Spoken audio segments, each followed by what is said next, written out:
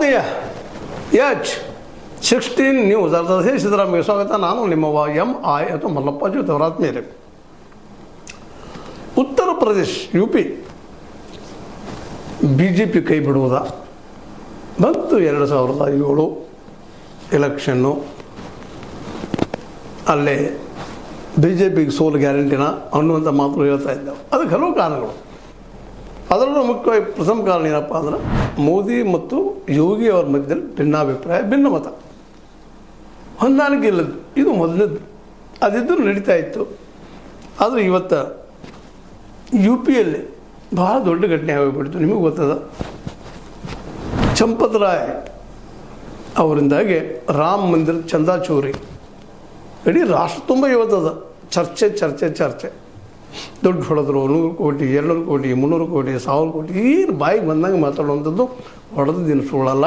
ಆದರೆ ಅದು ಮತ್ತು ಅದನ್ನು ದಿಶಾಬಲ ಮಾಡುವಂಥ ಕೆಲಸ SITಯಿಂದ ಆಯಿತು. ಆದರೆ ಜನ ಅದನ್ನು ನಂಬ್ತಾ ಇಲ್ಲ. ಯಾವ ರಾಮನ ಹೆಸರಿನಿಂದ ಇವರು ಅಧಿಕಾರಕ್ಕೆ ಬಂದರು. ಅದರಲ್ಲೂ ಇವತ್ತು ಉತ್ತರ ಪ್ರದೇಶಪ್ಪ ಅಂತಂದ್ರೆ BJPಗರದ್ದು, ಅಲ್ಲೇ ಆಡಳಿತ ಏನಪ್ಪ ಅಂದ್ರೆ BJPಗರದ್ದು ಅನ್ನುವಂಥದ್ದು.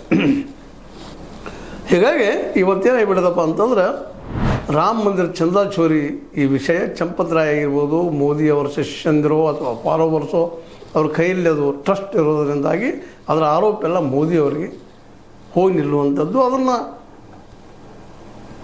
ತಾಗಲಿಗೂ ಹೋಗಲಿಲ್ಲ ಯೋಗಿ ಅವರು, ಅದನ್ನು ಮುಂದುವರಿಸಲಿಗೂ ಹೋಗಲ್ಲ. ಏನೋ ಒಂದು SIT ನಿರ್ಮಿಸಿ RSS ಮನಸ್ಸಿಗೆ ನೋವಾಗಬಾರ್ದು ಏನೋ ಅದನ್ನು ಟ್ಯಾಪಿ ಆಗೋ ಕೆಲಸ ಮಾಡಿದರು. ಅದು ಜನ ಮಾತ್ರ ನಂಬ್ತಾ ಇಲ್ಲ.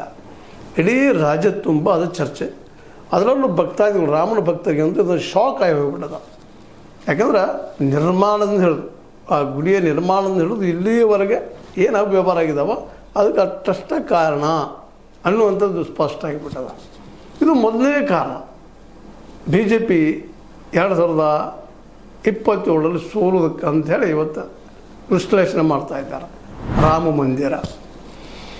ಮಂದಿರದ ಯಾವ ರಾಮನಿಂದ ಇವರು ಅಧಿಕಾರ ಹಿಡ್ಕೊಂಡಿದ್ರು, ಯಾವ ರಾಮ ಮಂದಿರ ಕಟ್ಟುವ ಸಲುವಾಗಿ ಬಾಬರಿ ಮಸೀದಿ ಕೆಡವಿದ್ರು, ಯಾವ ರಾಮ ಮಂದಿರ ಸಲುವಾಗಿ ನಿರಂತರ ಹೋರಾಟ ಮಾಡಿ ಬಂದ ಮನೆಗೆ ಅಧಿಕಾರವನ್ನು ಪಡೆದಿದ್ರು, ಅದೇ ರಾಮನ ಗುಡಿಯಿಂದ ಅಲ್ಲಿ ಚಂದ ಅಥವಾ ಒಂದು ಇವನು ಹುಂಡಿಗೆ ದುಡ್ಡು ಹಾಕೋದು ನಿಬ್ಬಿಸಿ ಕಟ್ಟಡ ಕಟ್ಟುವಂದು ಅಥವಾ ಮಂದಿರ ಕಟ್ಟುವಂದು ದುಡ್ಡು ಹೊಡೆದು ಇವೆಲ್ಲರೂ ಇವತ್ತು ಅವರಿಗೆ BJPಯವರಿಗೆ ದೊಡ್ಡ ವೈರಿ ಆಗಿಬಿಟ್ಟಾರೆ. ಇದು ಮೊದಲನೇ ಕಾರಣ. ಇನ್ನು ಎರಡನೇದು ಶಿಕ್ಷಣ ಸಲುವಾಗಿ. ನಿಮ್ಗೆ ಗೊತ್ತದ, ಶಿಕ್ಷಣ ಸಲುವಾಗಿ ಉತ್ತರ ಪ್ರದೇಶದಲ್ಲೇ ಸರ್ಕಾರಿ ಶಾಲೆಗಳು ಯಾವ ಪರಿಸ್ಥಿತಿಯಲ್ಲಿದ್ದಾವೆ, ಗೌರ್ಮೆಂಟ್ ಎಷ್ಟು ಖರ್ಚು ಮಾಡ್ತದೆ, ಏನು ಮಾಡ್ತದೆ, ಎಲ್ಲ ಇಡೀ ದೇಶದ ಪರಿಸ್ಥಿತಿ ನಿಮ್ಮ ಜೊತೆ ಹಲವು ಸಲ ಚರ್ಚೆ ಮಾಡಿದ್ದೀನಿ. ಉತ್ತರ ಪ್ರದೇಶದಲ್ಲಿ ಇನ್ನೂ ನಿಕೃಷ್ಟ ಆಗಿದೆ ಪರಿಸ್ಥಿತಿ.